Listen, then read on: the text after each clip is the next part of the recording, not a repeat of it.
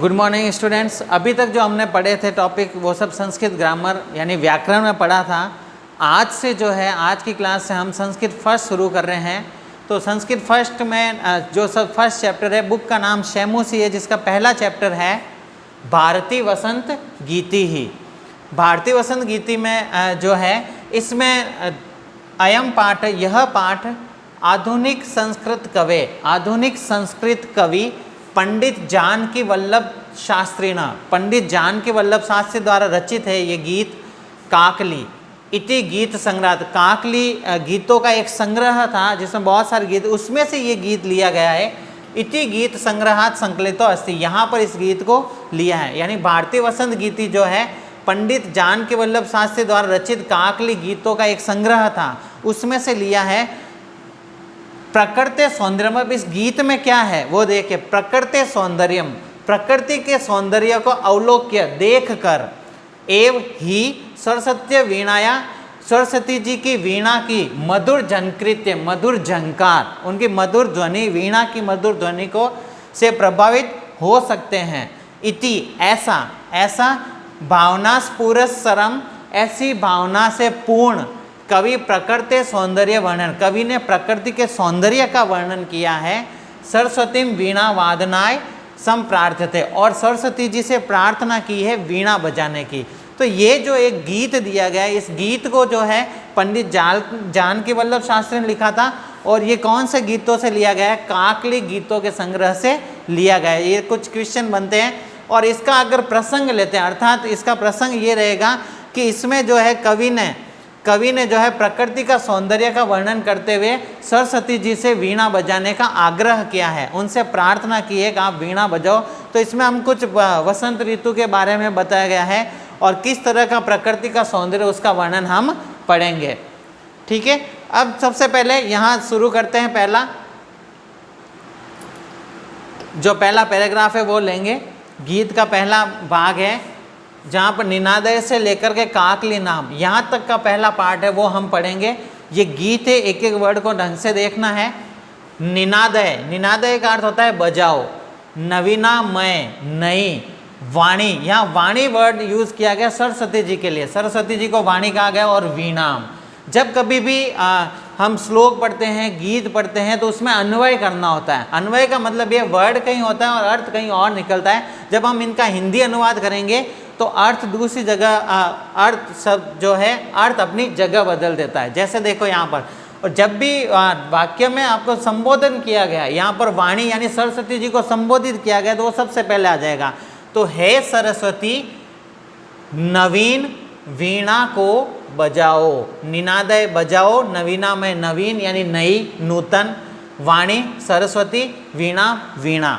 तो हे सरस्वती नई वीणा को बजाओ। तो पहली लाइन का अर्थ क्या हो जाएगा? हे सरस्वती नई वीणा को बजाओ। अब सेकंड पंक्ति देखो, मृदुम गायम गीति, मधुर गीत गाओ। मृदुम मधुर, गीति गीत, गाओ। ठीक है, मधुर गीत गाओ। ललित नीति लीलाम, ललित यानी सुंदर, नीति से युक्त, लीनाम का अर्थ होता है युक्त। युक्त का क्या मतलब होता है? जैसे एक घड़ा, उसमें पानी है, तो हम ऐसा कह सकते हैं वो घड़ा जो है जल से युक्त है, जल युक्त है। तो उसके अंदर जो होता है, उसमें समाया हुआ होता है, वो लीनाम यानी युक्त। नीति का अर्थ होता है कि जो नियम होता है, अच्छे नियमों पर चलना, जैसे सदा सत्य बोलना, ये एक नियम है। तो ऐसे नीति युक्त व्यवहार की बातें, तो ऐसा गीत गाओ जिसमें व्यवहार की बातों से युक्त हो। तो सरस्वती जी से ये कहा गया है कि व्यवहार से युक्त, नीतियों से युक्त सुंदर मधुर गीत गाओ। व्यवहार से युक्त सुंदर मधुर गीत गाओ। ये कवि ने जो है सरस्वती जी से प्रार्थना की है कि आप मधुर गीत गाओ जिसमें नीतियाँ हो, व्यवहार से युक्त ज्ञान हो, ऐसा गीत गाओ। मधुर मंजरी पिंजरी भूतमाला, मधुर मंजरी, मंजरी का मतलब होता है आम के पुष्प, आम के जो पुष्प है। पिंजरी यानी पीले, पीले आम के पुष्प। भूत, यहाँ भूत वो नहीं है, डराने वाला नहीं है। ठीक है, यहाँ भूत में भू धातु और कत प्रत्यय होता है, जिसका अर्थ होता है होना या हो। तो यहाँ पर क्या है? मधुर मंजरी पिंजरी भूतमाला, अर्थात मधुर आम के पुष्पों की, पीले आम के पुष्पों की एक पंक्ति बनी हुई है, अर्थात आम के कई वृक्ष लगे हुए लाइन से, उस पर पीले पीले फूल खिले हैं, तो क्या हो गया, आम के पुष्पों की पंक्ति लग गई, एक लाइन बन चुकी है। तो उसके बारे में कहा है कि मधुर, आप अब ये और इस नेक्स्ट वाली लाइन दोनों का अर्थ साथ में होगा, मैं सिर्फ वर्ड का अर्थ बता दूं। मधुर, मंजरी, आम के पुष्प, पिंजरी यानी पीले, भूतमाला, पीले पुष्पों, आम के पुष्पों की माला हो। वसंते, वसंत ऋतु में, लसंती, लसंती सुशोभित हो रही है, सुंदर लग रही है। यहाँ पर वर्ड देखो, लसंती प्लस ईह, दीर्घ संधि होगी।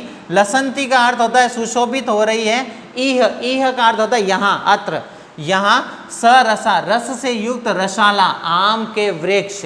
तो इन दोनों पंक्तियों का साथ में अगर अर्थ लेंगे तो मधुर, देखो वर्ड का अर्थ है मधुर, मंजरी, आम के पुष्प, पिंजरी, पीले पुष्पों की माला हो, वसंत ऋतु में सुशोभित हो रहे हैं, रस से पूर्ण आम के वृक्ष। तो इन दोनों का अगर साथ में अगर हम अर्थ देखें तो यहाँ वसंत में अर्थात वसंत ऋतु में मधुर मंजरियाँ, मंजरियाँ मतलब आम के पुष्प, मधुर आम के पुष्पों से पीली हो गई पंक्तियाँ।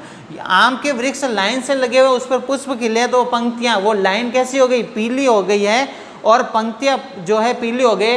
रसपूर्ण आम के वृक्ष सुशोभित हो रहे हैं, और वो आम के वृक्ष कैसे अच्छे लग रहे हैं, उन पर आम के फल लगे हुए हैं, रस से पूर्ण फल लगे हुए हैं, वो सुंदर लग रहे हैं। तो दोनों का साथ में अर्थ अगर देखते हैं तो ऐसे, यहाँ वसंत ऋतु में मधुर आम के पुष्पों से पीली हुई पंक्तियाँ, आम के पुष्पों से पीली हुई लाइन, पीली हुई पंक्तियाँ रसपूर्ण आम के वृक्ष से सुशोभित हो रही है। वृक्ष जो है वो बहुत ही सुंदर लग रहे हैं, आम के वृक्ष है, उस पर आम लगे हैं, उसके पीले पुष्प लगे हैं, उस पुष्पों के कारण वो पंक्तियाँ बहुत ही सुंदर दिखाई दे रही है।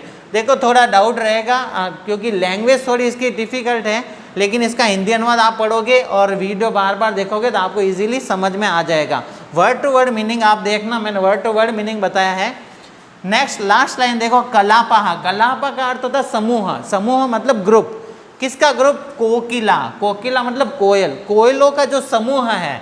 ललित यानी सुंदर, सुंदर क्या है, काकली नाम, उनकी आवाज़, कूकना, कोयल कूकती है, कोयल की जो आवाज़ होती है वो सुंदर लग रही है। कैसे, देखो कलापा कोकिला, कोयलों का समूह काकली नाम आवाज़ करते हुए ललित सुंदर लग रहा है। तो मनोहर, सुंदर, कूक करने वाले कोयलों का समूह सुंदर लग रहा है। अब इस पूरे का जो अर्थ है, मैंने कोशिश की है कि आपको अच्छे से समझ में, फिर भी कोई डाउट हो तो आप मुझे पूछ सकते हो।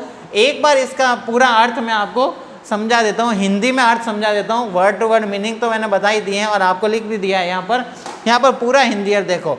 हे वाणी, यहाँ वाणी शब्द यूज हुआ था किसके लिए, सरस्वती जी के लिए। नवीन वीणा को बजाओ, अर्थात आप कवि जो है जानकी वल्लभ शास्त्री सरस्वती जी से प्रार्थना कर रहे हैं, आप जो है नई वीणा को बजाओ, सुंदर नीतियों से परिपूर्ण, अर्थात सुंदर नियमों से जो व्यवहार का ज्ञान देता हो, ऐसी नीतियों से परिपूर्ण गीत का मधुर गान करो, ऐसा गीत आप गाओ। यहाँ वसंत में, यहाँ वसंत ऋतु में मधुर आम के पुष्पों, अर्थात वसंत ऋतु का जो दृश्य है वो आम के पुष्पों कैसा दिख रहा है, मधुर आम के पुष्पों से पीली हुई पंक्तियाँ, अर्थात आम के वृक्ष लगे हुए हैं और उन पर पीले फूल खिले हुए हैं, तो उनकी एक लाइन बनी हुई जो है वो सुंदर लग रही है। रसपूर्ण आम के वृक्ष सुशोभित हो रहे हैं, रसपूर्ण आम के जो वृक्ष है वो बहुत ही सुंदर लग रहे हैं, पीले पुष्पों की पंक्तियाँ वो सुंदर लग रहे हैं। मनोहर कूक वाली, अर्थात मनोहर आवाज़ करने वाली, अच्छी आवाज़ करने वाली कोयल के समूह भी सुंदर लग रहे हैं। तो कोयल के जो समूह है वो भी बहुत ही सुंदर लग रहे हैं। इस तरह से ये पैराग्राफ है, आपको अच्छे से पढ़ना है। और होमवर्क आपका ये रहेगा कि जो भी ये पीडीएफ दी है मैंने, ये पीडीएफ बनाई हुई है, यहाँ से आपको लिखना है, पहले चैप्टर का नाम प्रथम पाठ भारतीय वसंत गीति, उसके बाद सीधा नीचे लिखोगे हिंदी अनुवाद, और यहाँ पर आपको यहाँ से शुरू करना है, निनादय नवीनामय वाणी से लेकर यहाँ तक काकली नाम नंबर 1। यहाँ पर ये जो 5 लाइनें कंप्लीट लिखने के बाद आपको कठिन शब्द लिखने हैं, कठिन शब्दार्थ, इसके जस्ट नीचे शब्दार्थ, शब्दार्थ लिखते वक्त ये ध्यान रखना है कि आपको इंग्लिश वाले वर्ड्स नहीं लिखने हैं, सिर्फ आपको शब्दार्थ जो है हिंदी वाले ही लिखने हैं, इंग्लिश वाले नहीं लिखने हैं। ये संस्कृत में हो गया, फिर हिंदी में अर्थ लिख दिया, उसके बाद आपको ये सरलार्थ लिखना है। ये आपका होमवर्क रहेगा, इसकी PDF मैं सेंड नहीं करूँगा, तो आपको जो है इसी में से देख करके इसका हिंदी अनुवाद लिखना है। ठीक है, आगे जो बच गया है चैप्टर वो हम नेक्स्ट क्लास में पढ़ेंगे, और कंटिन्यू जो वर्क है वो आगे भी करता रहना। और ये आपको संस्कृत फर्स्ट में करना है, संस्कृत फर्स्ट की नई नोटबुक है, उसमें आपको पहला चैप्टर कंप्लीट करना है। Thank you.